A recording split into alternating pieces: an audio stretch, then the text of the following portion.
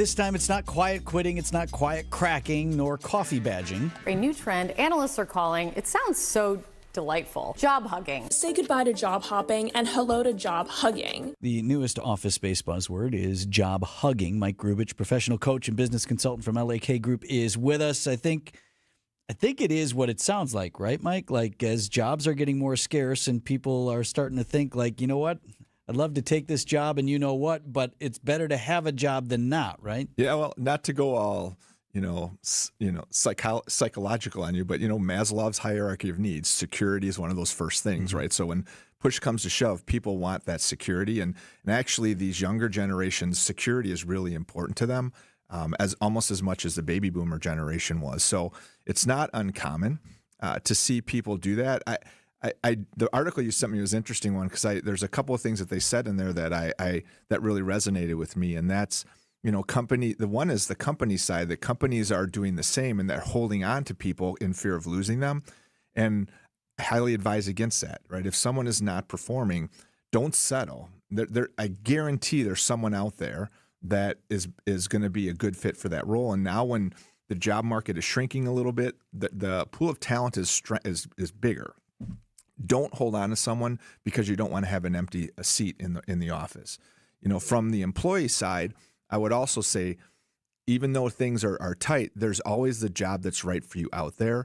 Don't hold on forever. I get holding on until you find, but keep active, keep looking, and be careful not to disengage, because if you are not loving your job, people are going to notice. And so be careful with that.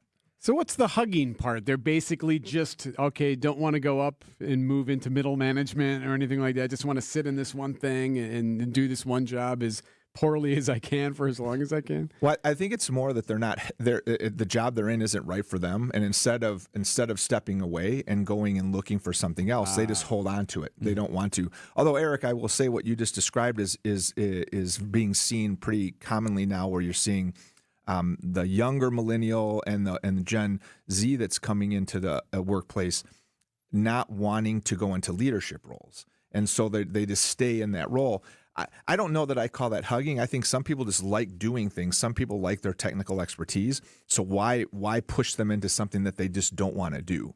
But more so, I think the way I understand this job hugging is that people aren't happy, but they don't want to take a chance right now because there's not much out there. So I'll just be miserable, as opposed to not having a job. You touched a nerve, and whether it's this business or many others, that bugs me, Mike. And this is top-down companies like trying to move people into management, and so often people who may be reluctant to do so accept that responsibility because, yes, well, this is the only way I can get paid more. And I always look at it like, man, okay, we make cars. Yep.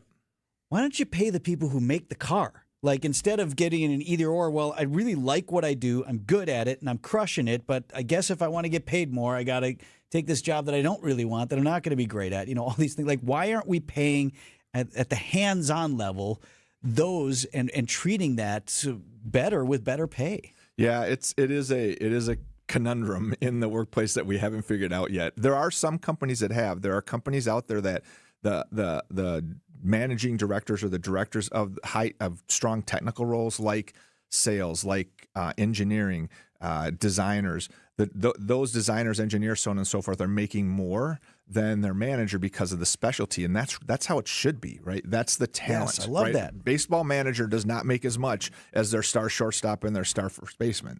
Right, it works well that way, but business hasn't figured that out yet, and we have to get there. We have to get to that space. Mike Grubich is president and managing partner at LAK Group. You can check them out online. They are great partners here at WTMJ, transformingcareers.com. Thank you, Mike. Thanks.